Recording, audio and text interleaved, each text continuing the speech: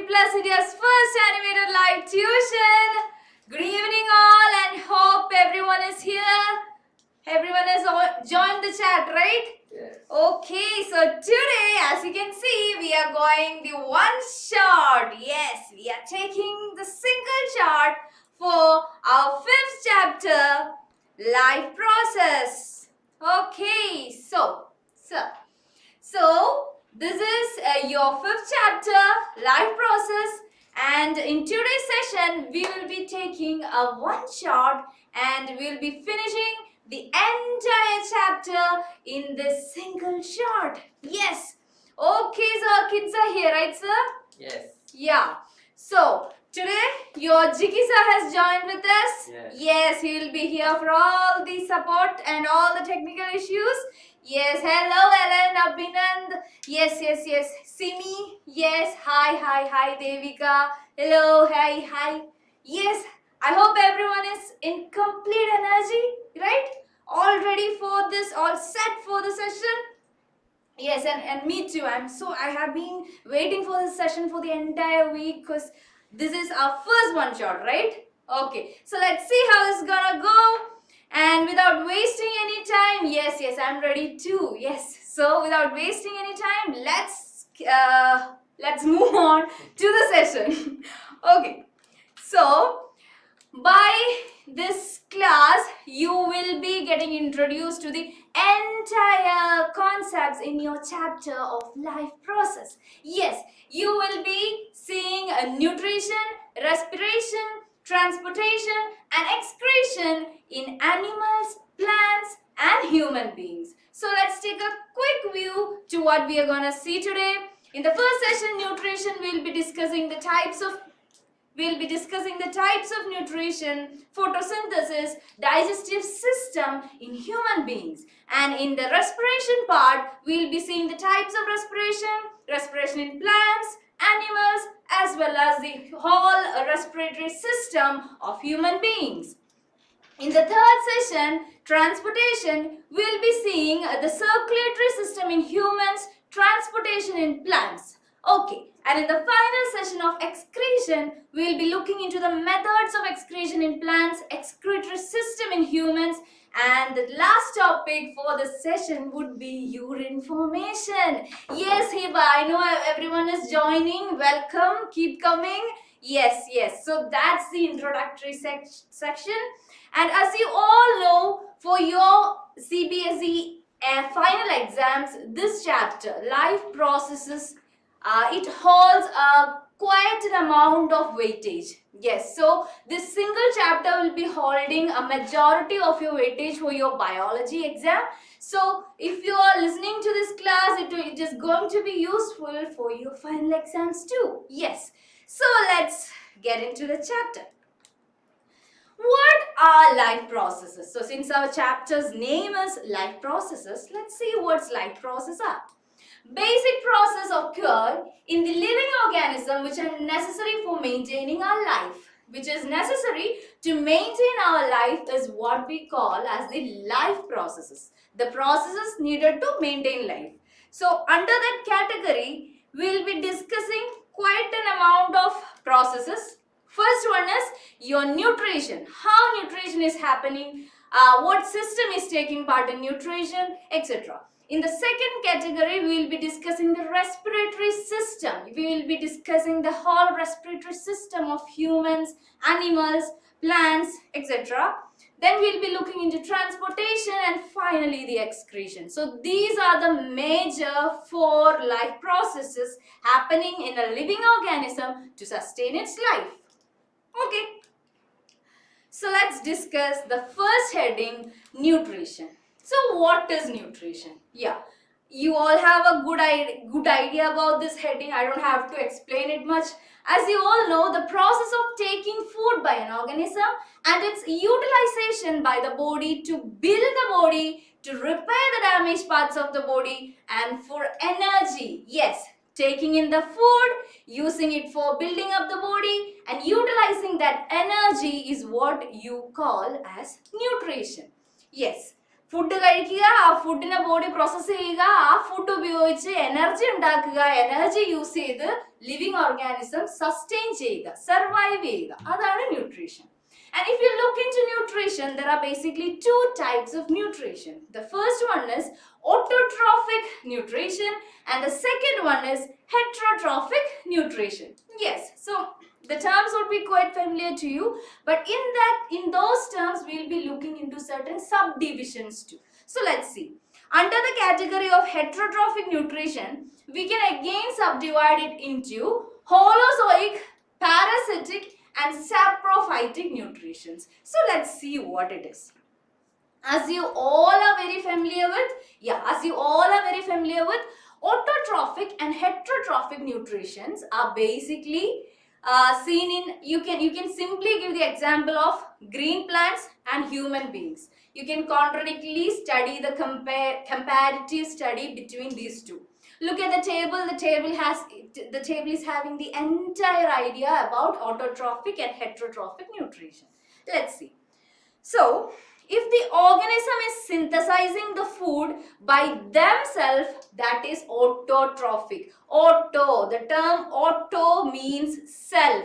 If the organism is utilizing making the food by itself, tanne food prepare cheyuga, and such organisms are autotrophic, while the heterotrophic ones will be depending on other organism, or they cannot synthesize the food by themselves. Adinu koodal explanations inde avashyamilla, you already know it, right? Yes, hello Maria, hi Hiba, Rakhi, Divya, Sri Prabha, yes everybody, hi. Yes. So, as you all know, that autotrophic ones do not depend on other organisms for food, while the heterotrophic ones will be depending on other organisms for food. These are the major differences between these two type of nutrition, and as examples you can list out a plenty of them. ആരെ വേണമെങ്കിലും നിങ്ങൾക്ക് example ആയിട്ട് പറയാം. Autotrophs main ആയിട്ട് നമ്മുടെ green plants, the algae, and there are certain microorganisms too who can prepare their own food.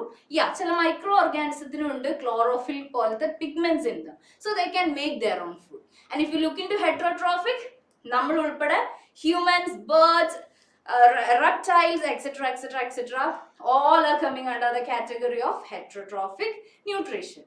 Yes, that's pretty much about it. And let's look into the subdivisions of heterotrophic nutrition. And under the category of heterotrophic, there is holozoic nutrition, parasitic nutrition, and saprophytic nutrition. Nothing much. It's a very simple concept. Holozoic means the organisms like us, human beings, or some microorganisms like amoeba, they all ingest their food as whole. Foodine angana thanne whole ആയിട്ട് insert ചെയ്യുന്നവരാണ് holozoic. It means as a whole, the entire thing will be taken in. അതിനൊന്നും കളയുന്നൊന്നുമില്ല. Such nutrition is called holozoic, while parasitic nutrition is the one, like you can see it in head lice. നമ്മുടെ തലയിലുള്ള head lice or cuscuta plants. You already know it. What is it? Very good, Maria. Saprophytic example. Very good. Fungi is an example for saprophytic. Very good. Perfect. So, parasitic is where the organism is depending on another organism, and we call that organism as host organism. എപ്പോഴാണോ ഒരു organism ഒരു host organism depend ചെയ്ത് food കഴിക്കാൻ പോകുന്നത്, then you call it as parasitic. Host food prepare ചെയ്താലേ ആൾക്ക് food കഴിക്കാൻ പറ്റുള്ളൂ. Then the third one is saprophytic or saprotrophic. Both terms are right. And in this case, as you have already said, the fungus or bread mold, adukka polulla organisms are an example. What is it? What is this concept? If the organism is ingesting the food which is decaying ആയി അഴുകിക്കൊണ്ടിരിക്കുന്ന ഫുഡാണ് organism കഴിക്കുന്നതെങ്കിൽ, then you call it as saprophytic or saprotrophic. Okay, that's it. That's pretty much about the intro of nutrition.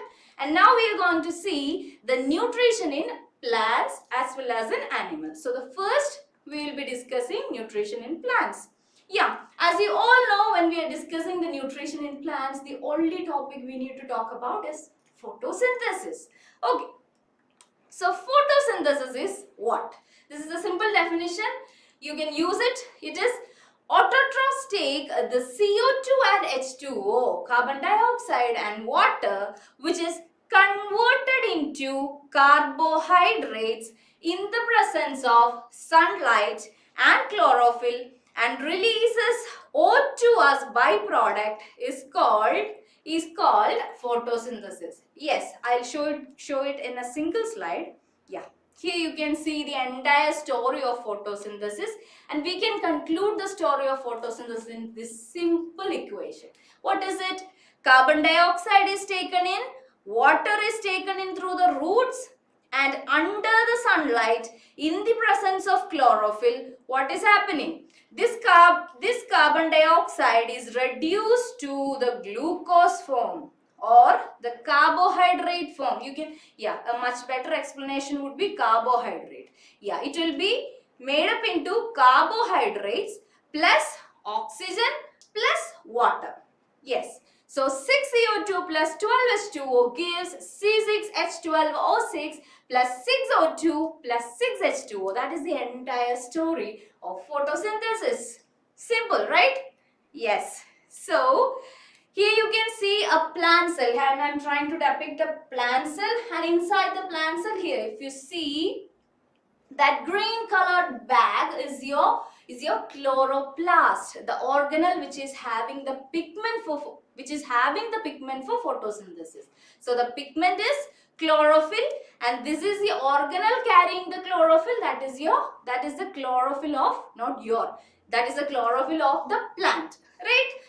Okay, so that's it.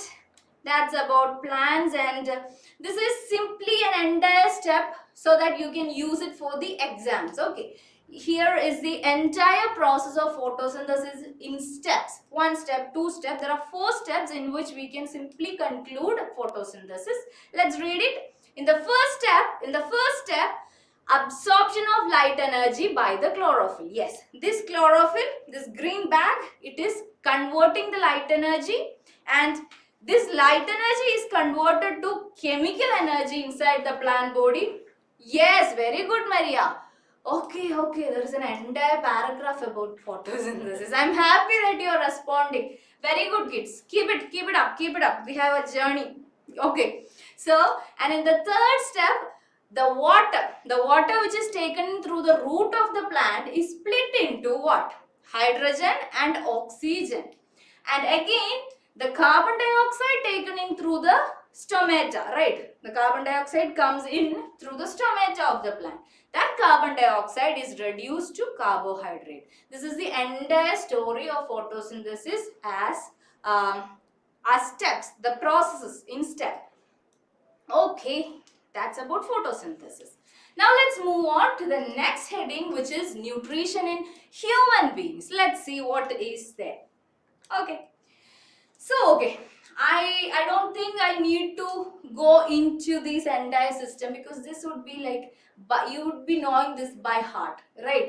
നമ്മൾ കുഞ്ഞിലെ മുതൽ കേട്ട് പഠിച്ചിരിക്കുന്ന whole system ആണ് this digestive system, right? The alimentary canal. Where is the alimentary canal starting from? Let me see in the comments. എവിടെ നിന്നാണ് നമ്മുടെ alimentary canal start ചെയ്യുന്നത്? Let me see the comments. Yes, the alimentary canal is starting from the mouth, and it will be ending with the anus. Yes, so mouth, esophagus, stomach, small intestine, large intestine, rectum, and anus. That's the entire story of a digestive system. So, a human digestive system, as you can see in the figure, the human digestive system can be concluded in 2 parts. There are 2 main parts. One is the alimentary canal, and the other one is associated digestive glands. Okay. Human digestive system in the പറയുന്നതിൽ ആ entire alimentary canal ഉണ്ട്, plus അതിനു വേണ്ടി help ചെയ്യുന്ന കുറച്ച് accessory glands കൂടി ഉണ്ട്. So alimentary canal എന്ന് വെച്ചാൽ എന്താ? Alimentary canal is nothing but the long tube, right? The long extending tube from mouth to the anus. Mouth to anus വരെ കിടക്കുന്ന ആ ട്യൂബിനെയാണ് alimentary canal എന്ന് വിളിക്കുക. Then the associated glands means what? The glands, like here you can see the salivary glands. Yes, നിങ്ങൾക്ക് കാണാൻ പറ്റുന്നില്ലേ? Salivary glands, This is one type of accessory gland. Then here you have your endani sadhanam. Kandittundo ingane oru sadhanam? Yes, you should have seen, right? What is it? Yes, that is your liver, associated pancreas, your stomach. Yes, ഇവിടെ എല്ലാം accessory glance ഉണ്ട്. ഈ entire സിസ്റ്റത്തെയാണ് നമ്മൾ human digestive system എന്ന് വിളിക്കുന്നത്. So let's see an animation so that you will get a clear idea about the digestive system. Yes. So Jiki sir. Yes. Yes. So as soon as you put in something like when you ingest a food, yeah, let's see where it is going. From the mouth, it is moving. Yeah, you can keep playing it, sir. Okay. From the mouth, it moves in through your pharyngeal area, right? Your pharynx, your esophagus. Yes, here you can see the entire story. The entire story. Yes. The esophagus, yes. And then it is moving where? It is moving in through the esophagus, the long pipe. And that pipe is getting concluded with a J-shaped organ, which is your stomach, right? Your stomach. And in the stomach, the digestion is again happening. There are certain chemicals taking part in it. Then, after this, the next animation, sir. Okay. So, that's what happened in the alimentary canal. Now, from the stomach, the food is again moving. Okay. The food is moving through where? Stomach കഴിഞ്ഞാ പിന്നെ വരുന്ന alimentary canal tube ഏതാ? The longest tube, the small intestine. Yes, it is moving into the small intestine, and small intestine is the region where the entire absorption of nutrition is happening. നമ്മൾ കഴിച്ച ഇഡ്ഡലി ആവട്ടെ, ചോറാവട്ടെ, ചപ്പാത്തി ആവട്ടെ, KFC ആവട്ടെ, അതിലുള്ള സകല nutrition absorbed ആവുന്ന the highest absorption നടക്കുന്ന area, that is your small intestine. And if we look into the structure of small intestine, what you can see is that, yeah, let's take a microscopic look into the structure of our small intestine. Yeah, there you can see certain finger-like projections like this. Yes, നമ്മുടെ വെല്ലുകൾ പോലെ ഇരിക്കുന്ന കുറെ millions of projections കാണാൻ പറ്റും. And those projections are called villi. Yes, it is called villi. You know it, right? And these millions of villi which is present inside the small intestine increases the surface area of small intestine, and it increases the chances of absorption. Yes, thank you, sir. So that's a pretty much story. Yeah, that's a pretty much story about the small intestine and the villi part in it. ഇവിടുന്ന് പിന്നെ എന്ത് സംഭവിക്കും? What happens to the food after that? So now the food is in the small intestine area. അവിടുന്ന് nutrients ഒക്കെ absorbed ആയി ബ്ലഡിലേക്ക് പോവും, glucose ബ്ലഡിൽ പോവും, നിങ്ങളുടെ അമിനോ ആസിഡ്സ് ബ്ലഡിൽ പോവും. Everything is getting in to the blood from the villi, right? And from the small intestine, the remaining unabsorbed food will move into the large intestine. From the large intestine, it goes to the rectum. Yes, the waste will be collected in the rectum part. And from the rectum, yes, from the rectum, this is the rectal part. Yeah, this is the rectal part. Rectum of small intestine. From the rectum, the food, the unabsorbed waste will be ejected out through the final opening, which is the anus. Yes. So that's the entire story about digestive system. So let's quickly look into the details of digestion. It's simple.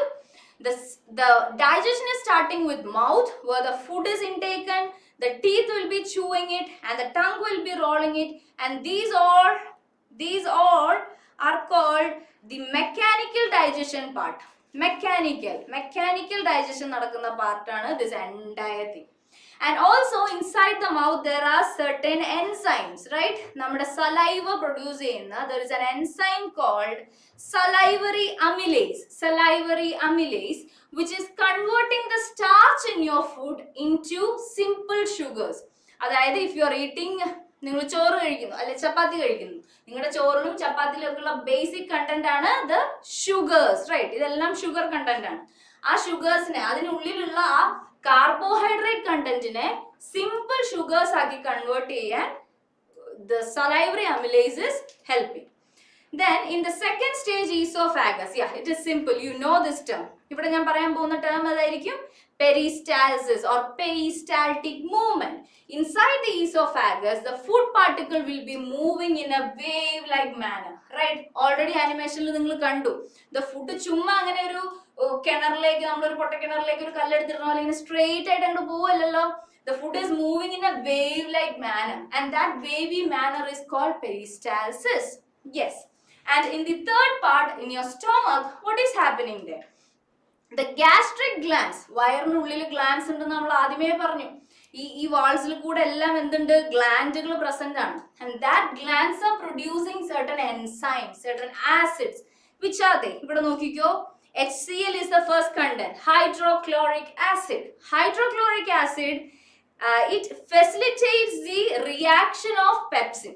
Pepsin എന്ന് പറഞ്ഞ് നമ്മുടെ ബോഡിയിലുള്ള ഒരു എൻസൈമിനെ activate ചെയ്യുന്ന ആളാണ് HCl.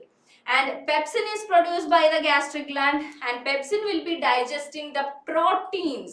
Pepsin will be digesting all the proteins in the stomach. And then finally there are certain mucus, right? നമ്മുടെ gastric glands ൽ തന്നെ അല്ലെങ്കിൽ നമ്മുടെ stomach ൽ തന്നെ present ആയിട്ടുള്ള stomach walls ൽ present ആയിട്ടുള്ള mucus content ഈ ആസിഡിന്റെ കണ്ടന്റിൽ നിന്നെല്ലാം നമ്മുടെ stomachനെ പ്രൊട്ടക്ട് ചെയ്യാനായിട്ട് ഒരു ലെയറും ഉണ്ടാക്കി വെച്ചിട്ടുണ്ട്. These all are happening inside the stomach. And if you're looking into the fourth part, the small intestine, as I've already told you, this is the longest part of the canal, and this is the place where complete digestion is taking place, and the villi, like finger-like villi present in it, increases the surface area of small intestine. And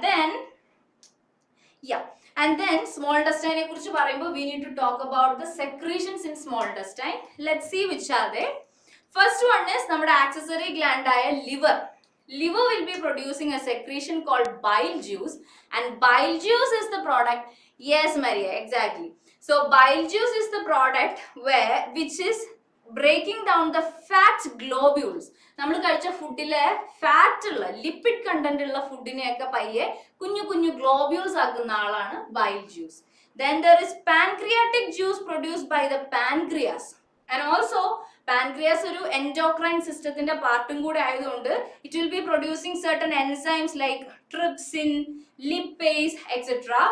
Trypsin will be digesting the protein part, while lipase will be digesting the lipids or the fats. അതിനെല്ലാം കുഞ്ഞു കുഞ്ഞു പീസുകളാക്കുന്ന digestionന്റെ ഒരു major part is taking place inside the small intestine. Yes. Okay. And then certain other glands. Small intestine il korchu glands kude undu. Which are they? Adu namukku pereduthu padikenda, but you need to know the actions of the enzymes. There are enzymes which are acting on protein.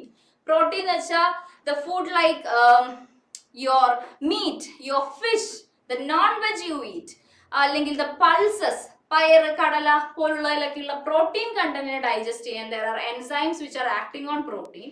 It will convert the proteins into amino acids. Yes.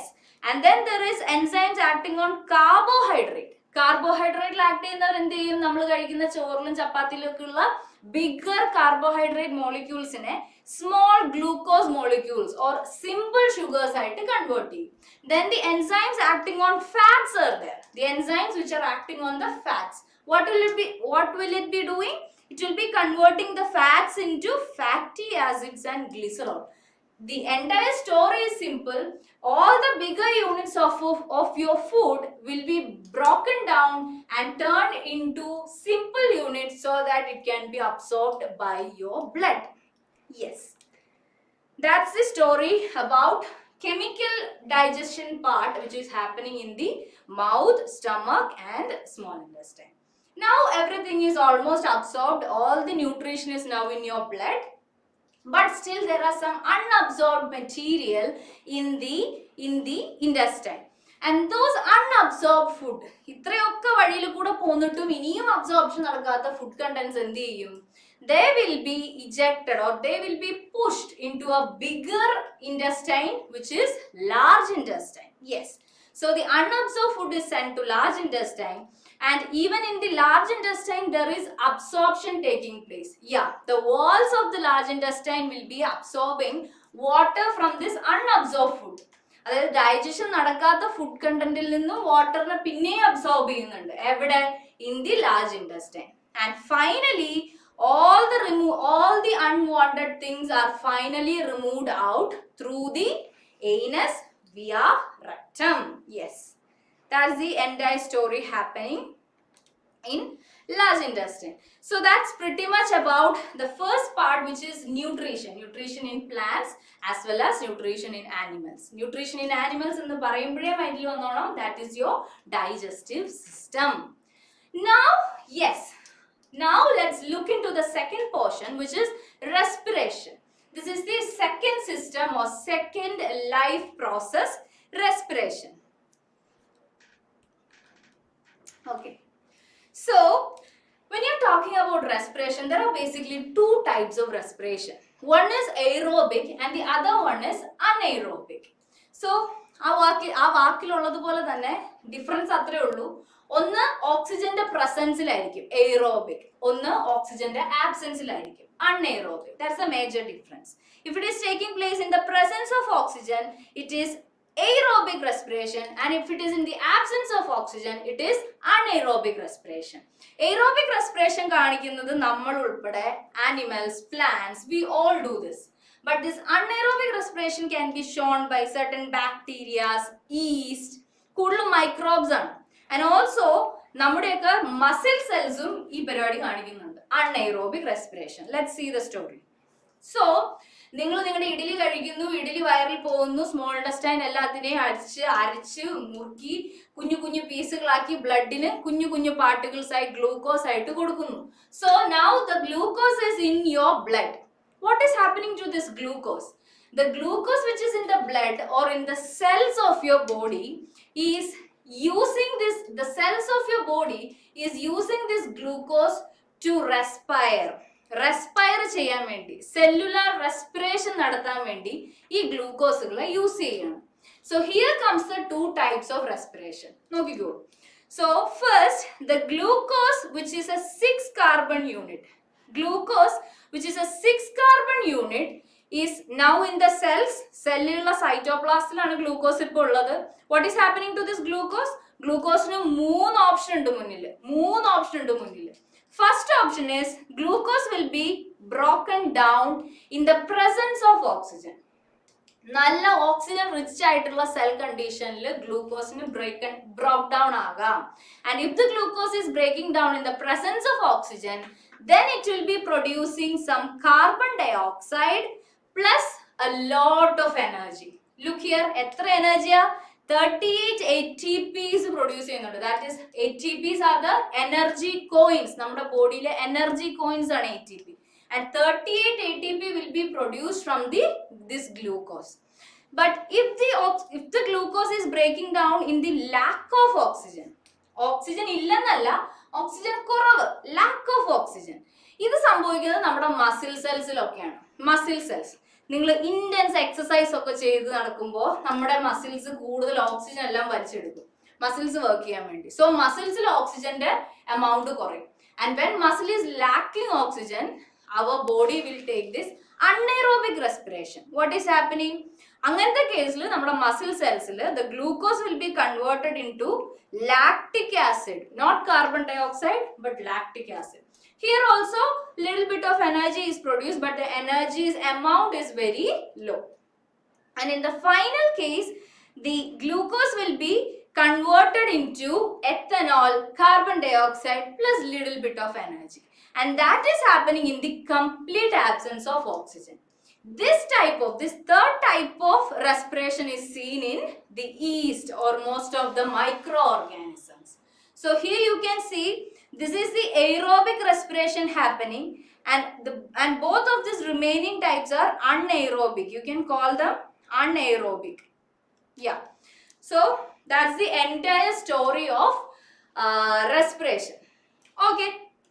Now let's look into the respiration. So first let's discuss about the respiration in plants. Okay. So how do plants respire? Plants എന്ത് ഉപയോഗിച്ചിട്ടാണ് respire ചെയ്യുന്നത്? മൂക്കുണ്ടോ, pharynx ഉണ്ടോ, larynx ഉണ്ടോ, respiratory system ഉണ്ടോ? No, exactly. So what is happening? The plants exchange gases through stomata. Yes, stomata is the structure through which the plants exchange the gases. Oxygen, carbon dioxide, whatever it is, stomata is the single structure that is helping this exchange. So, carbon dioxide, oxygen, everything is getting exchanged by the process of diffusion here in the case of plants. So, ഇവിടെ പറയാനുള്ളത് how the stomata is acting. So if you look into this little animation over there, that is a stomata. Okay, that is an animated stomata. ഇങ്ങനെ തന്നെയാണ് ഒരു stomata നമ്മുടെ പ്ലാന്റ്സിനുള്ളിലും act ചെയ്യുന്നത്. It will be opening up, it will be closing.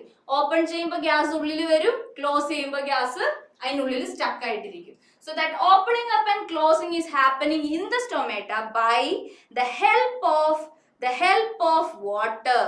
Yes. The water, നമ്മുടെ ഈ സ്റ്റൊമാറ്റയ്ക്ക് ചുറ്റും ഇരിക്കുന്ന guard cells ഉണ്ട്. സ്റ്റൊമാറ്റ എന്ന് വെച്ചിട്ടുണ്ടെങ്കിൽ ഈ അകത്തുള്ള ഓപ്പണിംഗ് ആണ് stomata. But here you can see the kidney shaped cells around it, or the remaining cells around it. So all these cells helps in the opening and closing of stomata. Whenever the guard cells are filling with water, the stomata will open, and whenever the guard cells remove the water content from it, the stomata will close. So this is the technique of stomatal opening and closing. What we need to study here is how this respiration in plants is happening during night and day. Yeah, എന്താണ് വ്യത്യാസം നൈറ്റിലും ഡേയിലും plants respire ചെയ്യുന്നതിലുള്ള difference. So the story is simple. At the night time, no photosynthesis is taking place. So only carbon dioxide elimination is the major thing happening in plants. Okay, photosynthesis നടക്കുന്നില്ല, അതുകൊണ്ട് തന്നെ oxygen output കുറവായിരിക്കും. Oxygen output would be there, but it will be in a very less amount. But carbon dioxide elimination will be happening in a higher amount in plants during night time. But in the case of daytime plants, yeah, what is plants doing in the daytime? Yeah, during daytime, the carbon dioxide is used for photosynthesis, and the carbon dioxide released would be very negligible, or no carbon dioxide is released at all ennum parayam. And the oxygen released will be high amount. So negligible amount of carbon dioxide will be eliminated because photosynthesis is happening. Photosynthesis നടക്കുമ്പോൾ carbon dioxide will be released. So, but high O2 is but high oxygen is released. High oxygen is released and carbon dioxide intake would be higher. Not release. Yeah, this is right. So high amount of carbon dioxide will be intaken. Yeah, that's the story about respiration in plants. Now let's discuss the respiration happening in animals. Okay, so in animals including human beings, the main respiratory organs are the lungs, or different terrestrial animals use different organs. Anyway, terrestrial organisms mainly use oxygen for respiration, and this oxygen will be absorbed by different parts of the plant. Yeah, according to the plant, the organs can, according to the types of animal, the organ types can also vary. So if you're looking into the unicellular organisms like the paramecium or amoeba, they all take this process called diffusion. Simple diffusion ആണ് അവരുടെ body നടക്കുന്നത്. അവരുടെ ബോഡിയിൽ carbon dioxide oxygen എടുക്കുന്നതും carbon dioxide release ചെയ്യുന്നതും or any other gases, the only process taking part in the unicellular organism is diffusion, simple diffusion. And then if you look into the organisms like fishes or aquatic organisms, here in the case of fish, they will be using the organ called gills. Yeah, they will be using gills.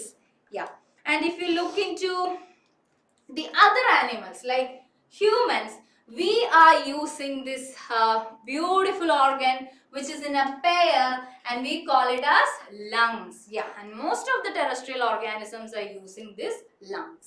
So since we are talking about lungs, let's look into the respiration in humans. Okay, So this is the entire respiratory system of a human being, and the story begins with the external nostrils. നമ്മുടെ പുറത്തുനിന്നുള്ള നമുക്ക് പുറത്തുനിന്ന് കാണാൻ പറ്റുന്ന ഈ ഓട്ടകളിലൂടെ oxygen ഉള്ളിൽ പോകുന്നു. It is passing through the nasal passage, then it is moving through the nasal chamber, and it enters the pharynx, then the larynx, trachea. Yes, the story is going on. And the trachea, bronchi. Yes, the trachea gets divided into bronchi. Again, the bronchi gets divided into bronchioles. Yes, and finally the bronchioles will be ending in sac-like, bulb-like, balloon-like structures called alveoli. This is the entire path of respiratory system. So, to get much familiar with it, Jikisa will be showing you another animation about respiratory system. So, please carefully look into this respiratory system. Okay. Okay, so this is the part starting with your trachea. Yes, it is starting with your trachea. Please play it, sir. Yeah. So here you have the trachea, and then it is getting divided into primary bronchi. Yes, here you can see the trachea is dividing into these two bronchi, and then the bronchi is again getting divided into secondary bronchi. Yeah, you can see it here, right? Is it clear? It is clear. Yeah, it is again divided into secondary bronchi. Then the ends of it is again getting divided into narrow portions called tertiary bronchi, the end of the secondary bronchi. Then again at the end part of the tertiary bronchi, the passage is again getting narrowed down. The passage is again getting narrowed down into bronchioles. Yeah, it is getting into bronchioles. Yeah, and here you can see terminal bronchioles. If the bronchioles are coming at the end portion, it is what you call as terminal bronchioles. Okay, so yeah, what else? And yeah, again in the tracheal region you can see certain white color C shape portion undallo, adu cartilage tissue ആണ്. നമ്മുടെ ട്രക്കിയയിൽ bones ഒന്നുമില്ല, നമ്മുടെ respiratory system bones അല്ല.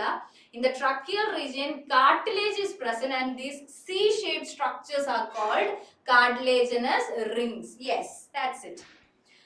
And yeah, thank you. So can we play the next animation too? Yeah, okay. Yeah.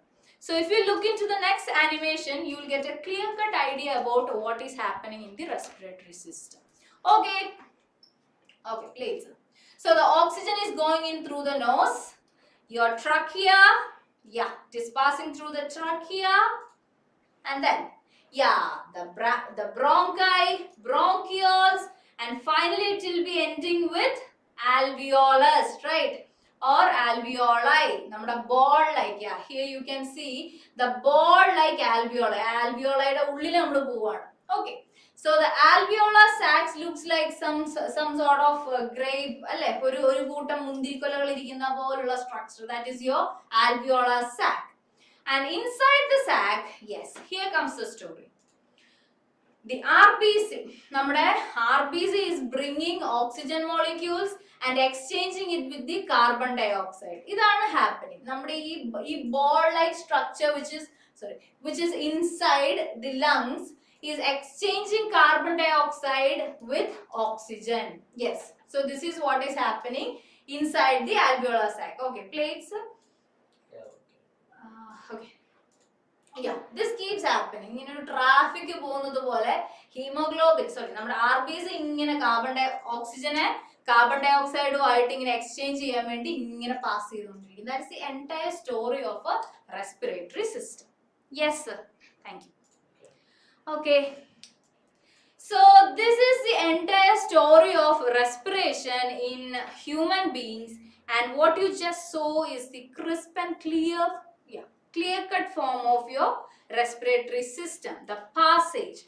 And when we are talking about the methods of breathing, as you know, breathe in and breathe out, ille rendu process undu, adine kurichu namukku discuss cheyyam.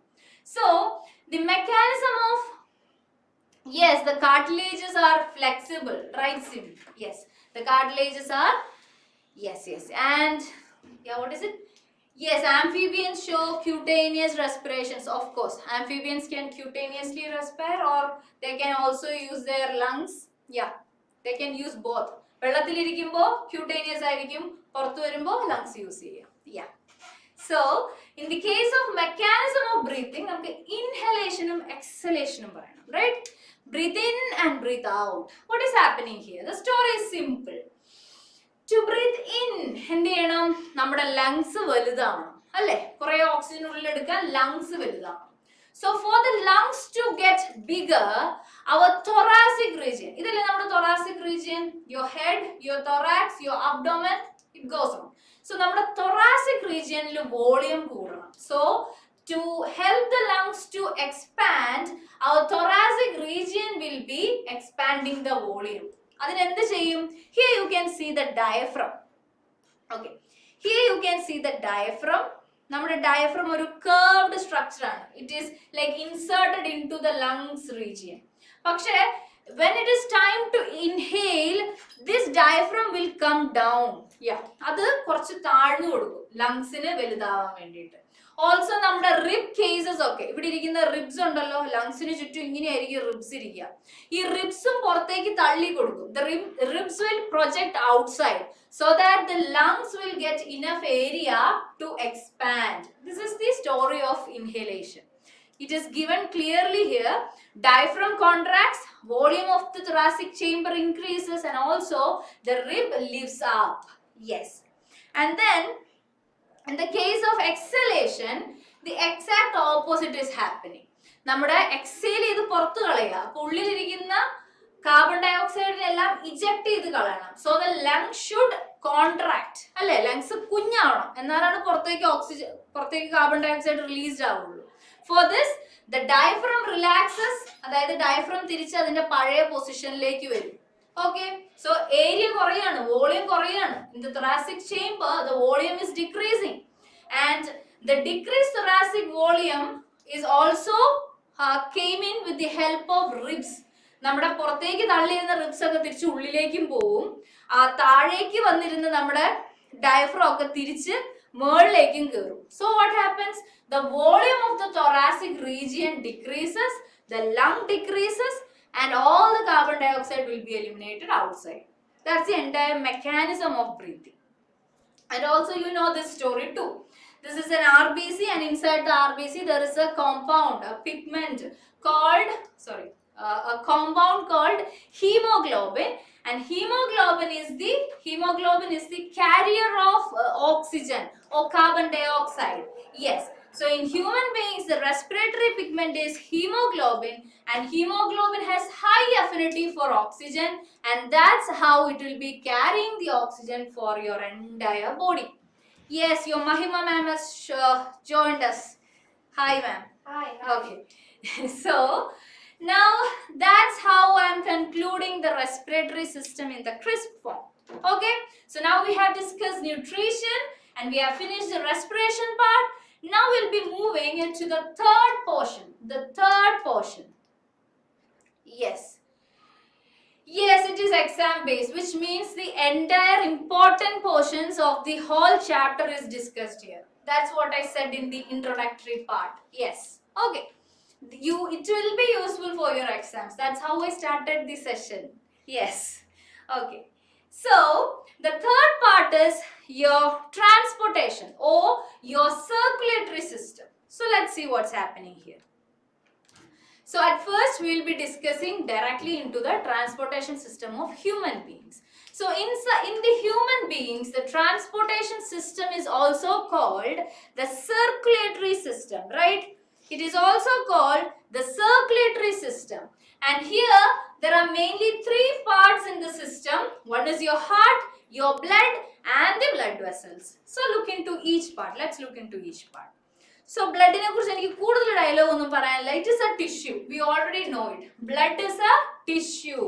It is a connective tissue made up of fluid matrix. Fluid shape ulla, fluid texture ulla or tissue aanu blood. And inside the blood il main item rendu parts aanullathu, which are they? The blood is made up of plasma the water part, നമ്മുടെ liquid part plasma, and then there is formed elements. Formed elements. What are these formed elements? Formed elements ൽ വരുന്നവരാണ് നമ്മുടെ RBCs, the WBCs and the platelets. Right? Yes. So this is basically how your blood is made up of. And the plasma will be almost 55%, and while the formed elements will be approximately 45%. Almost equal. So shall we show them another animation? Yeah. So let's look into the animation and see how the blood is made up of. Yeah, it's a simple animation. Just to keep it in mind. Yeah, here I am showing. Please pause it, sir. Here I am trying to show you a blood vessel. Or blood vessel like here mudichu vechirikkunnaanu. Okay. So the blood is passing through it, and the plasma, your plasma is almost yellowish in color. Okay, it is slightly yellowish in color. So this is your plasma part of your blood. Okay, now play it, sir. That's the plasma part. Then please go back. Yeah. Yes, so the red disc-shaped cell, that is your RBC, your red blood corpuscles. And then you have, the WBCs, or the white blood corpuscles, the one helping in your immunities. Yeah. And then finally, there is one more component, which is the formed element. Yeah. There is your platelet. So these platelets will be the part which is helping in the blood clotting, right? Blood clotting and helping in our platelets. So yes, thank you. So that's the entire story about the constitution, the constituents of blood. Okay? Yeah. Now let's discuss the second part of the transportation system or your circulatory system, which is blood vessels. So mainly there are two types of blood vessels. You know the story. There are arteries and then there are veins. So arteries are നമ്മുടെ good blood, oxygenated blood നെ കൊണ്ടു നടക്കുന്നവർ. So they take the blood away from the heart to various organs. ഹാർട്ടിലെ oxygenated ബ്ലഡിനെ എടുത്ത് പല body പാർട്സിൽ കൊണ്ടു കൊടുക്കുന്നവരാണ് arteries. While the veins do exactly the opposite. They collect the deoxygenated blood from the organs to the heart. ഓർഗൻസിലെല്ലാം പോയി waste ആയിട്ട് വരുന്ന കാർബൺ ഡൈ ഓക്സൈഡും വേസ്റ്റ് എലമെന്റ്സ് ഒക്കെ കൂടുതലുള്ള ബ്ലഡിനെ കളക്ട് ചെയ്ത് തിരിച്ച് ഹാർട്ടിൽ കൊണ്ട് കൊടുക്കുന്നവരാണ്, ഓർ ലങ്സിൽ തിരിച്ചു കൊണ്ട് കൊടുക്കുന്നവരാണ്. You can say the either way, heart എന്നോ ലങ്സ് എന്നോ പറയാം. അതെന്താണെന്ന് നമുക്ക് ഇനി മനസ്സിലാവും. So the ones doing this exact opposite is called veins. Now certain characteristics of arteries and veins are listed out. The arteries are mainly thick, while the veins are very thin. Arteries have elastic walls, but the veins have less elastic walls. Another main important difference is the valve. Arteries le valve present ആയിരിക്കും. If you have heard pulmonary artery is having a pulmonary valve. Yeah, നമ്മുടെ ഹാർട്ടിലുള്ള, we will see it. But in the case of veins, the valve is in the case of blood vessels, arteries will not be having a valve, while the veins will be having a valve. And also in the case of arteries, the blood flow is under high pressure. നമ്മുടെ ഹാർട്ടിൽ നിന്ന് വരുന്ന അയോട്ടയിലെ പാർട്ടാണ് arteries, right? So high blood pressure is seen in the arteries, while veins are having a very less pressure when compared to arteries. Okay, so these are the main differences between arteries and veins. And now we need to discuss the whole part of heart. So heart is a muscular pumping organ in your body, and we need to discuss each and every part of the heart. Yeah, so it is situated between your lungs, slightly to the left. Yeah, so the major parts of your heart are the four chambers. There are four chambers in the heart, 2 atrium and 2 ventricle. Yes, and then there is atrioventricular valves, the valves between atria and ventricle. Which are they? There is bicuspid valve or mitral valve, and there is tricuspid valve. And then finally there is semilunar valve. Semilunar എങ്ങനെ ഇരിക്കും? നമ്മുടെ പകുതി ചന്ദ്രനെ പോലെ ഇരിക്കുന്നു. Yeah, the half moon. So the semilunar valves are present. One is the aortic valve and the other one is your pulmonary valve. Now let's look into the details of it. So this is basically how your heart looks like. നമ്മുടെ ഹാർട്ടിനെ എടുത്ത് cross section പണി വെച്ചിട്ടുണ്ടെങ്കിൽ ഇങ്ങനെ ഇരിക്കും. So let's see each and everything. Okay. So നമ്മൾ ഫിഗറിൽ വരയ്ക്കുമ്പോൾ this will be your right side, this will be your left side. Okay, that's your right side. നമ്മുടെ mirror image പോലെ. So that's your right side and this is your left side. So let's see the chambers first. There are 4 chambers. This is your first chamber. That's your first atrium. Okay, this is your first atrium, or you can call it right atria. And left side lu undu atria, which is it? This one. This is the second atria or your left atria or your atrium. Okay, then താഴെ വന്നു കഴിയുമ്പോൾ ventricles ഉണ്ട്. This is your left ventricle. Yeah, sorry, this is your right ventricle and this is your left ventricle. Chambers athre ullu. I hope it is very clear. And now ini endundna parnje, there are valves, right? Valves undu. Let's see the valves. So which is the first valve? Aortic valve. Aortic valve, or we call them AV valves. AV valves. AV valves basically evide kaana?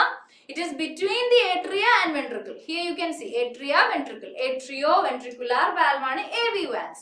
So AV valves are seen between the atria and ventricle. So let's see. Namukku right side il undu atria ventricle, left side il undu atria ventricle. So let's see.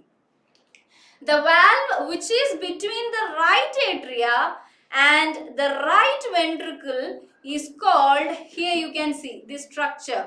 This is called your tricuspid valve. This is your tricuspid valve. Yes. And here your left atria and left ventricle is divided by these, again by these structures, which is your bicuspid valve. Your bicuspid valve, or you can call them as your mitral valve. Okay, so that's the 2 atrioventricular valves present in the heart. Okay, now let's discuss the semilunar valve. Let's see the semilunar valve. Semilunar valves are also of 2 types. We have aortic valve and then we have pulmonary valves, right? Okay. So the valve which is between your, this is your right side, this is your left side. So the valve which is between your right ventricle and your pulmonary artery is called the pulmonary. Okay, this is your pulmonary valve. Yes, this is your pulmonary valve. Here you can see നമ്മുടെ semi lunar ആണ് ഞാൻ പറഞ്ഞു, പകുതി ചന്ദ്രൻ പോലെ ഇരിക്കുന്ന half moon. So that is your pulmonary valve, and then there is another valve. Which is it? Your aortic valve. Aortic valve can be seen between your left ventricle and your pulmonary vein. This is your pulmonary vein.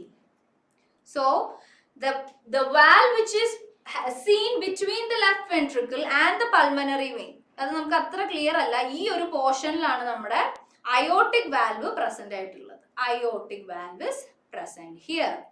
Yes, that's the entire story about or a simple story about the structure of your heart.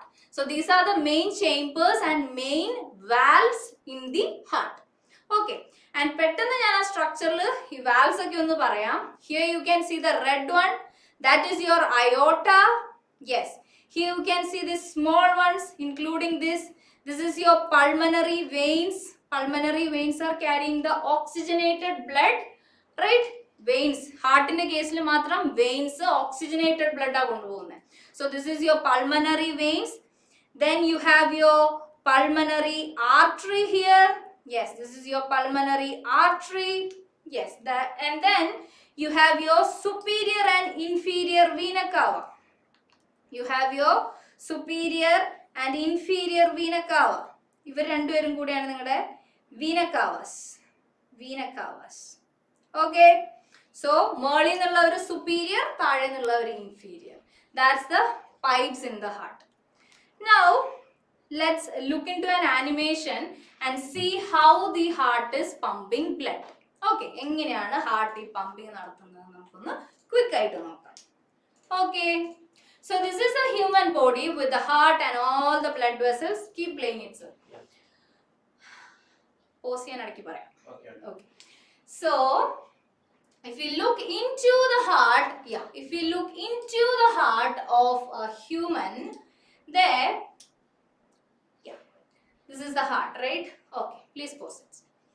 So first, our superior vena cava, the blue structure, right? The blue structure, the blue pipe is bringing in all the deoxygenated blood. Blue color irikkunnadella deoxygenated aanu, red color irikkunnavarellam oxygenated aanu. So your superior and inferior vena cava will be bringing in all the deoxygenated blood into the right atria. Okay, subplate. From the right atria, it moves to the left ventricle. Yes, it moves into the left ventricle through which valve? Through your tricuspid valve. Okay, and then, yes, now this deoxygenated blood will be taken from the left ventricle, from your right ventricle to where? ഈ deoxygenated ആയിട്ടിരിക്കുന്ന blood എങ്ങോട്ടാ ഇനി കൊണ്ടുപോകുന്നത്? അതിൽ oxygen ഇല്ല. അപ്പോൾ oxygen കിട്ടാൻ എവിടെ കൊണ്ടുപോകണം? It will be taken to the lungs. Yes. So from the right ventricle, the deoxygenated blood will be taken to the lungs through your pulmonary artery. So this is the only artery in your body where deoxygenated blood will be taken. ബാക്കി എല്ലാ arteriesum oxygenated bloodനെയാണ് കൊണ്ടുനടക്കുക. Yes.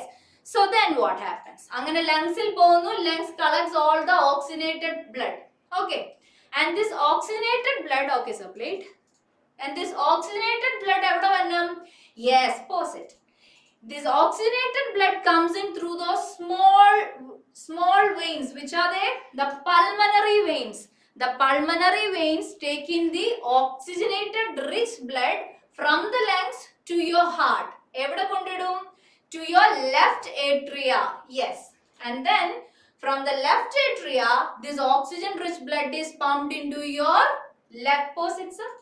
To your left ventricle. Okay, it will be pumped into your left ventricle. Okay, now oxygenated blood എവിടെ ഉണ്ട്? നിങ്ങളുടെ left ventricle ഉണ്ട്. From the left ventricle, yes, this oxygen rich blood will be taken to എങ്ങടെ ഈ oxygen ഉള്ള blood കൊണ്ടുപോകണ്ടേ? നമ്മുടെ body parts lake. For that, it moves through the valve into the aorta. The aortic valve കൂടെ ഈ oxygenated blood aortയിൽ ചെല്ലും. And aorta is the biggest artery in your body. And from the aorta, your oxygen rich blood will be taken to the entire body through various arteries and arterioles and the capillaries. Yes. And that's the entire story. Okay, sir. And that's the entire story about the circulation happening from the heart. Okay, so that's the pathway of your blood. That's the circulatory system. So when we are talking about circulatory system, yes, we need to discuss also about another term called double circulation. അതെന്താണാവോ? ഒന്ന് circulate ചെയ്താൽ പോലെ, രണ്ട് പ്രാവശ്യം എന്തിനാ circulate ചെയ്യുന്നത്? It is simple. The story is simple. Here you can see ഞാനിവിടെ കാണിച്ചിരിക്കുന്നത്, this is your heart. In the middle portion, this is your heart. So I have already told you, heartil deoxygenated blood വരുന്നുണ്ട്, oxygenated blood വരുന്നുണ്ട്. In the right side there is always deoxygenated blood and the left side there is always oxygenated blood. So what is happening here? From the right side of the heart, this deoxygenated blood will be taken. Blood deoxygenated ആയിട്ട് അവിടെ കിടന്നിട്ട് കാര്യമൊന്നുമില്ല. അത് എടുത്തുകൊണ്ട് ആർക്ക് കൊണ്ട് കൊടുക്കും? It will be taken to the lungs. And from the lungs, ഈ deoxygenated blood അവിടെ കൊടുത്തിട്ട് പകരം oxygenated blood എടുത്തിട്ട് വരും. ആരെടുത്തിട്ട് വരും? Our pulmonary vein, the small ones. Yeah, the pulmonary veins take this oxygenated blood back to the left side of your heart, to your left atria. അങ്ങനെ the movement of blood from the heart to the lungs back to the heart is called your pulmonary circulation. This is your pulmonary circulation. Pulmonary circulation. That is the first type of circulation. ഒരെണ്ണായി double circulation എന്ന് പറയണമെങ്കിൽ ഒരാളും കൂടെ വേണം. അതന്നെ ആരാണാവോ? അതാണ് ഇവിടെ പിക്ചറിൽ കാണിച്ചിരിക്കുന്നത്. This oxygenated blood which is present in the left side of your heart will now be taken through the aorta, through the arteries to your whole body parts, and the deoxygenated blood will be carried back to the heart through your veins or your venules. Yes, അങ്ങനെ ഹാർട്ടിൽ നിന്ന് oxygenated ബ്ലഡിനെ എടുത്ത് ബോഡിയിൽ എല്ലായിടത്തും കൊണ്ട് കൊടുത്ത് ബോഡിയിൽ നിന്ന് ഡീഓക്സിജനേറ്റഡ് ബ്ലഡിനെ എല്ലാം കളക്ട് ചെയ്ത് തിരിച്ച് ഹാർട്ടിൽ കൊണ്ട് കൊടുക്കുന്ന ആ എൻറ്റയർ പ്രോസസ്സിനെ നമ്മൾ സിസ്റ്റമിക് സർക്കുലേഷൻ എന്ന് പറയും. That is your systemic circulation. ഇപ്പൊ രണ്ടായോ? ഇതാണ് double. This is the double circulation of your body. This is simple. If it is related to lungs, that is pulmonary, and if it is related to the entire system of your body, that is your systemic circulation. Simple, right? Yeah. Now let's discuss certain transportation seen in some other animals which is other than humans. So in fishes, you know, fishes there are mainly two chambered hearts in fishes. We have four chambered hearts. Fishes will be having two chambered hearts, and the blood is pumped through the gills. Oxygenated blood avade irikkum, and this oxygenated blood will be passed on through the entire body of the fish. And if you look into the cases of some amphibians or reptiles other than crocodiles nu koduthunda adanda crocodiles ni kuda peduthan pattilla, they are little different. So amphibians and many reptiles, or almost all the reptiles except crocodiles, will be having a three chambered heart. Avarku two atria and one ventricle will be present. We will be having two atria and two ventricle. But most of the amphibians and reptiles have two atria and one ventricle. And in the case of crocodiles and some birds, dogs, etc., they will be having, just like us, there will be two atria and two ventricles. And yeah, that's the entire story of circulation in animals and human beings. But now we need to discuss the transportation or the circulation happening in plants. How is this happening in plants? So plants il oru paridhi vare okke diffusion is happening. അതായത് oxygen കൊടുക്കുന്നു, വാങ്ങുന്നു, അവിടെ ഒരു transportation നടക്കുന്നുണ്ട്. But that is simple diffusion. This simple diffusion is not enough to circulate everything in a plant body. Plant ബോഡിയിൽ ഫുഡും വാട്ടറും ഒക്കെ മിനറൽസും ഒക്കെ പമ്പ് ചെയ്യാനും സർക്കുലേറ്റ് ചെയ്യാനും ഒക്കെ ഡിഫ്യൂഷൻ പ്രോസസ്സിനെ കൊണ്ട് മതിയാവില്ല. So there are other systems, other tissues in the plant body which helps in it, and they are mainly the xylem and the phloem. Xylem is the one which is moving water and minerals from the soil, while phloem is the one which is taking the food products. Leaf undaki vekkunna food products ine pala parts lekku ettikkunnavarannu nammada phloem. So let's see the details of them. Yeah, here in this single slide you have the entire story about xylem and phloem. So in the xylem, water and minerals will be obtained from soil, while phloem will be transporting the products of photosynthesis. That's the difference. And xylem is made up of tracheids, vessels, xylem parenchyma and xylem fibers. Four types of tissues are seen inside xylem, while phloem is made up of phloem parenchyma, phloem fibers, sieve tubes, sieve cells and companion cells. Yes, five types of tissues can be seen inside the phloem. And then xylem is unidirectional movement, that is soil നിന്ന് വെള്ളവും മിനറലും ഒക്കെ എടുത്ത് plant ബോഡിയിൽ എത്തിക്കുന്നു. It is one way, ഒറ്റ പാത്തേ ഉള്ളൂ. It is vertical path. While the phloem is making this movement in multiple direction, or you can say bi-directional. അതായത് ലീഫിൽ നിന്നും പാസ് ചെയ്യണം, അത് എങ്ങോട്ട് വേണമെങ്കിലും പാസ് ചെയ്യാം. So it can be bi-directional. Now, no energy is used in the case of xylem, but phloem, it is using energy. Energy molecules are needed.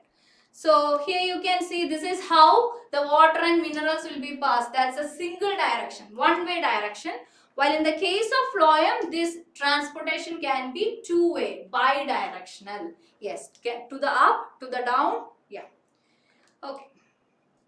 So that's pretty much about the transportation in animals and plants. And now we are moving to the last session, which is which is, yes, successfully the last topic. It is your excretory system or excretion. അങ്ങനെ ഫുഡൊക്കെ കഴിച്ചു, nutrition ഒക്കെ ബ്ലഡിൽ ചെന്നു, nutrients ഒക്കെ blood എടുത്തു, അതേ nutrients use ചെയ്ത് റെസ്പിറേഷൻ നടത്തി, എനർജി മോളിക്യൂൾസ് ഉണ്ടാക്കി. Now what? Now all the waste products should be eliminated outside the body, and that process is called excretion. Okay, so first, excretion in plants. Excretion in plants, it's simple.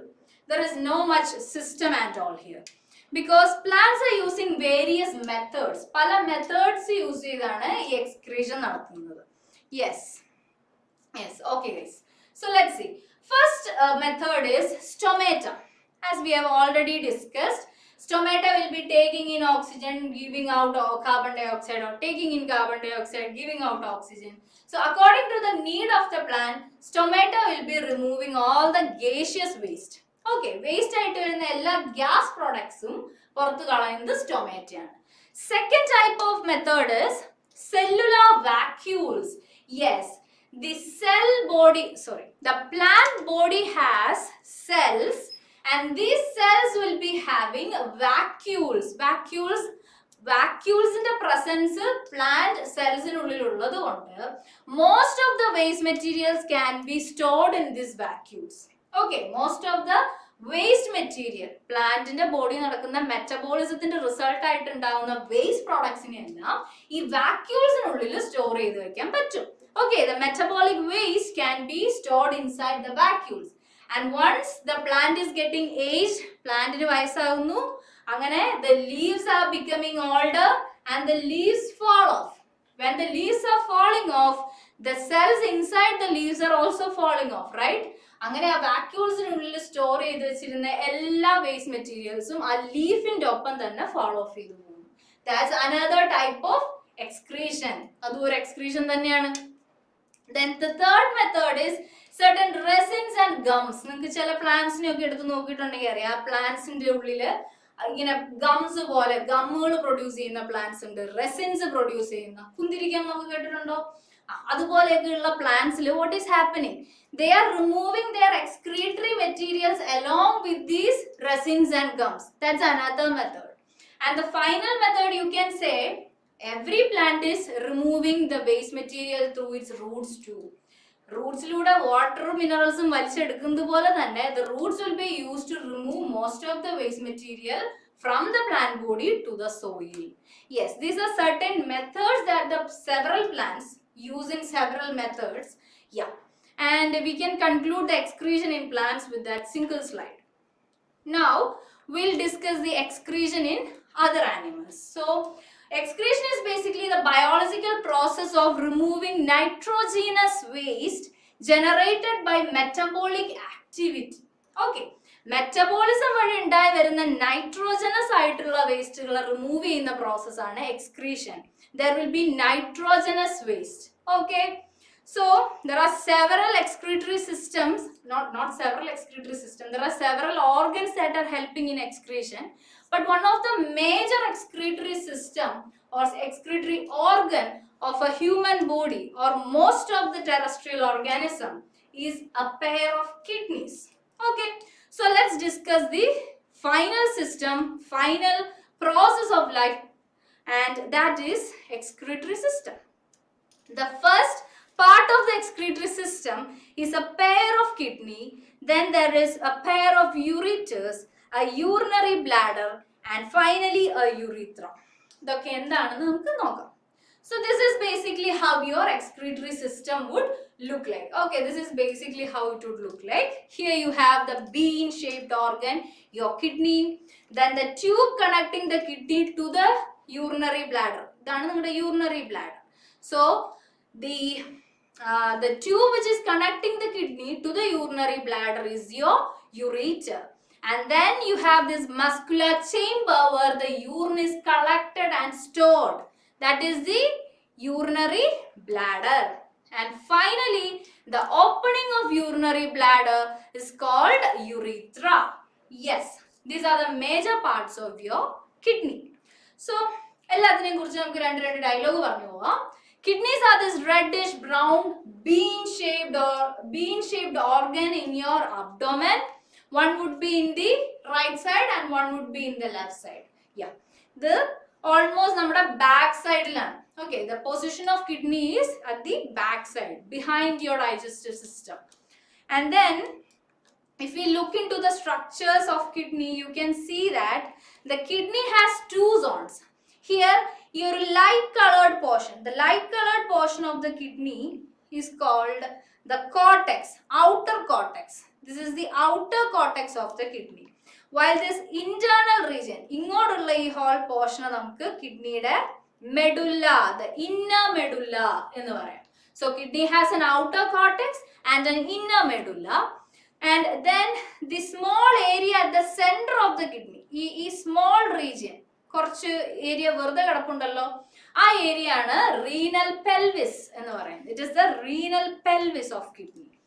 And then the urine which is collecting here is funneled out through the ureter and it reaches the urinary bladder. അങ്ങനെ ഈ കിഡ്നിക്കുള്ളിൽ collected ആവുന്ന, ഇവിടെ വന്ന് collected ആവുന്ന യൂറിനെ എല്ലാം നമ്മൾ ഈ ureter വഴിയാണ് പുറത്തേക്ക് കളയുക. And ureter transport this urine into the urinary bladder and it will be taken out. So urine formation is happening where? The urine formation is basically happening here. It is happening in the cortex medullary region of the kidney. ഇവിടെ നിന്ന് വരുന്ന യൂറിനെയാണ് finally നമ്മൾ collect ചെയ്ത് പുറത്തുകൊണ്ട് കളയുന്നത്. So let's see how this is happening. So each kidney has millions of the small structures called nephron. Nephrons are the structural and functional units of kidney, right? So nephron irikkunna position onnu note cheyidu vecho. Here you can see the bigger picture of nephron. Nephrons are seen in the medullary cortex regions of kidney. ഇവിടെയുള്ള ഈ കുഞ്ഞു nephrons ആണ് ഈ urine formation എല്ലാം help ചെയ്യുന്ന കുഞ്ഞു units. And the urine which is formed from this portion will be taken through the ureter. It will be taken through the ureter and finally outside to the urinary bladder and urethra. So this is the positioning of nephron. Nephron evide irikkunne choicha, this is it. And then there is a pair of ureters, we have already said, and it is connecting the kidney to the urinary bladder, and urine will be forming. The urine forming in each kidney eventually enters the ureters and into the urinary bladder. Yes. And finally there is this urinary bladder. Urinary bladder in this portion. This muscular, almost spherical structure. It is made up of muscles. This is the temporary storage for urine. It is a temporary reservoir for urine. And then finally you can say that since it is made up of muscles, these are under the control of our brain. Brain ആണ് ഈ urinary bladder എപ്പോ നിറഞ്ഞു കാലിയായി എന്നൊക്കെ പറയുന്നത്. It is the function of your brain. Okay, now let's discuss structure of a nephron. So nephron is that small unit and we need to study it in detail. Nephron basically has two parts. One is the glomerulus, which is the tuft of capillaries formed by afferent arteriole. You will understand nothing now. We will look into the structure. And then there is renal tubules, which are full of tubules. There are different tubules present inside the nephron. One is your inside the renal tubule. We can discuss Bowman's capsule, PCT, your proximal convoluted tubule, Henle's loop, DCT, distal convoluted tubule, and finally the collecting duct. This is the entire structures coming inside a single nephron. Okay, so let's see here. This is how a nephron would look like. Okay, ഇതാണ് നിങ്ങളുടെ ഒരു നെഫ്രോണിന്റെ structure. ഇവിടെ കാണിച്ചിരിക്കുന്ന yellow colored portion is your nephron. The yellow colored portion is your nephron. അതിന് ചുറ്റും കിടക്കുന്ന ബാക്കി വള്ളികളെല്ലാം എന്താണ്? They are the blood vessels. They are the blood vessel, peripheral blood vessels. Okay, so let's look into the structure. Yes sir, can we show them the animation? Yes. No. Okay. The other one. Okay. So, please look here. Now you will see, please pause it.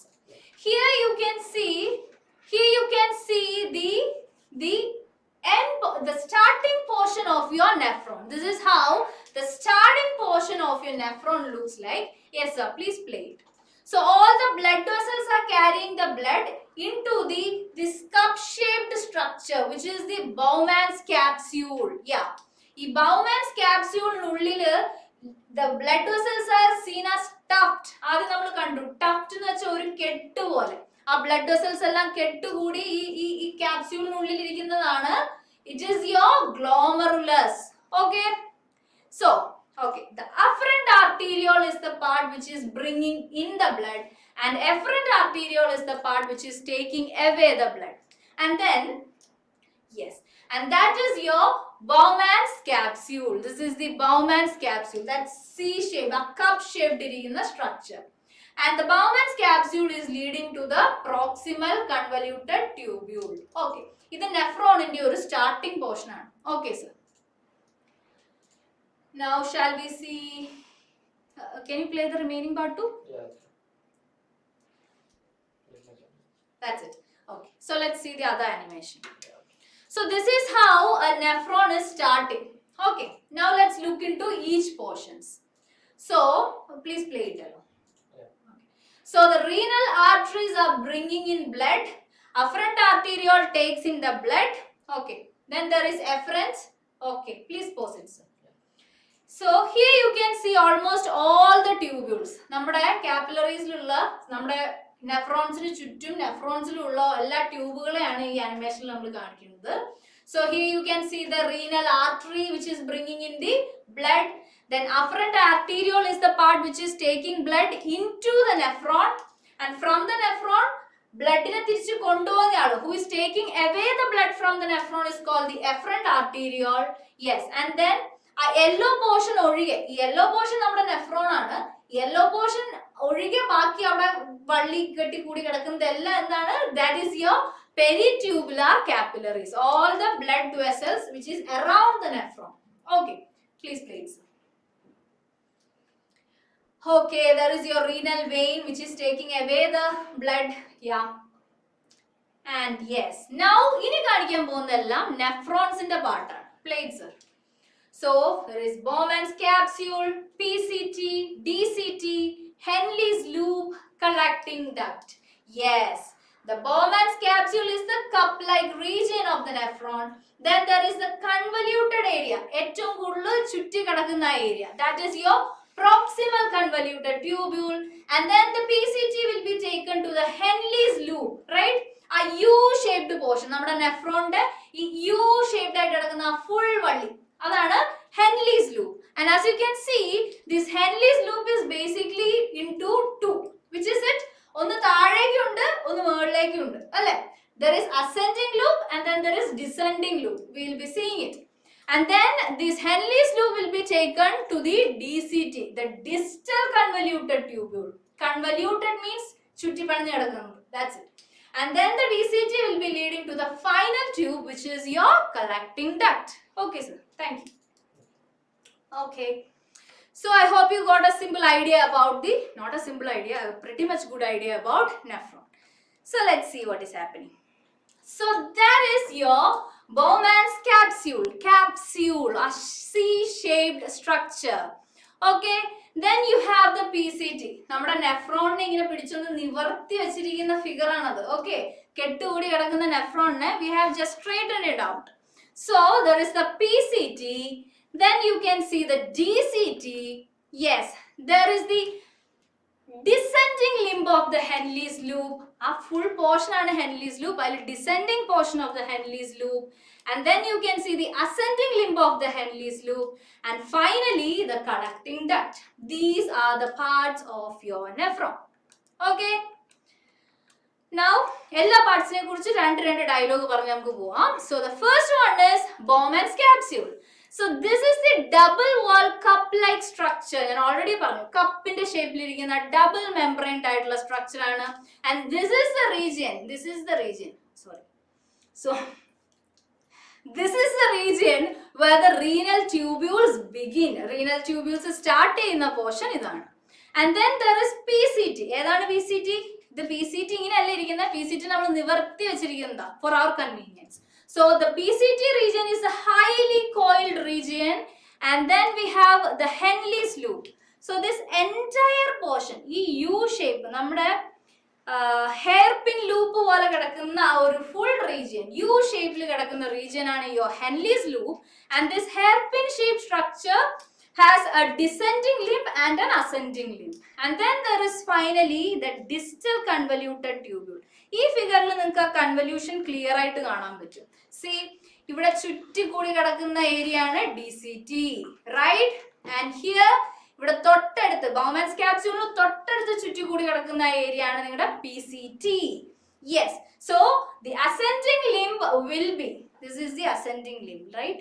Ascending limb will be led into the DCT, and then finally there is collecting duct. Adedana, this is your collecting duct, this entire stem is your collecting duct, right? So DCT of many nephrons are opening into a straight tube, and that is the collecting duct, and urine finally collected on the region ee collecting duct aanu. Collecting duct is the part from which the ureter begins. ഇവിടെ നിന്നായിരിക്കും നമ്മുടെ ureter പോവുക. Okay, okay, that's the entire story of nephron. Now we have come to the final heading of this session, that is urine formation. So kidney എന്താണ് മനസ്സിലായി, nephron എന്താണ് മനസ്സിലായി. So let's discuss how this nephron is making urine. Not a bigger story, already story നമ്മൾ പറഞ്ഞു. അതിന്റെ ഒരു simple crisp സാധനം നമുക്ക് കാണാം. So okay, so these are the major parts of your excretory system where the urine formation is happening. അതിന്റെ crisp ആയിട്ടുള്ള story ആണ് ഇനി പറയാൻ പോകുന്നത്. So the first part is your glomerulus. I told you, നമ്മുടെ afferent arteriole കൂടെ കൂടിയിരിക്കുന്ന all that capillary tube like structure, that's your glomerulus, and it is that place where ultrafiltration is taking place. എന്തിനാണ് ഈ ultrafiltration? നമ്മുടെ ബ്ലഡിൽ നിന്ന് വരുന്ന waste products ആണ് യൂറിനിൽ വരേണ്ടത്, and that urine is having the ultrafiltrated content. വെറുതെ ഒരു ഫിൽട്രേഷൻ അല്ല, ഏറ്റവും കുഞ്ഞായിട്ടുള്ള പോർസിൽ കൂടെ, കുഞ്ഞു ടൈനി പോർസിലൂടെ കടന്നു പോയ ബ്ലഡ് ആണ് നമുക്ക് ഫൈനലി യൂറിനറി പ്രോഡക്റ്റ് ആയിട്ട് വരുന്നത്. So the first process, ultrafiltration, is taking place in the glomerulus part.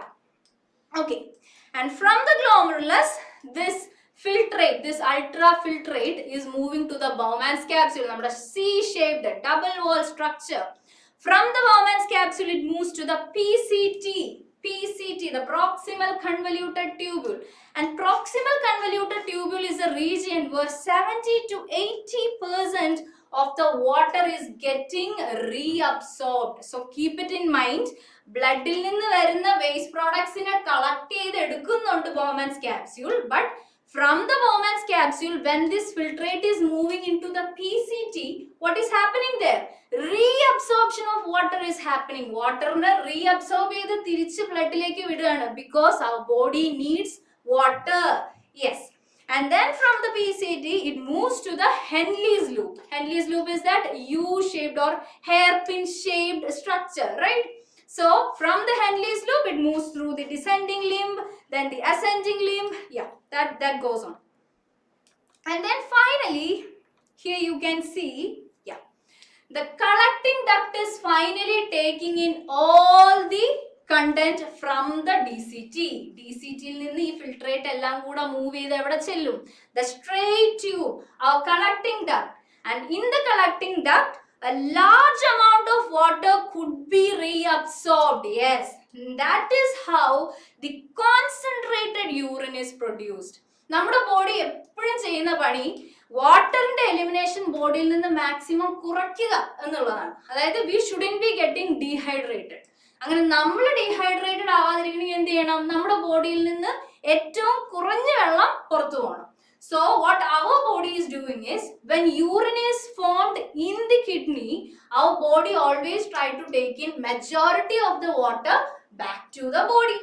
So this process is happening in a high percentage in the collecting duct region. Okay, so the collecting duct takes in a lot of water back to the body, and thus we produce concentrated urine. Water content ഏറ്റവും കുറവുള്ള urine ആണ് humans produce ചെയ്യുക.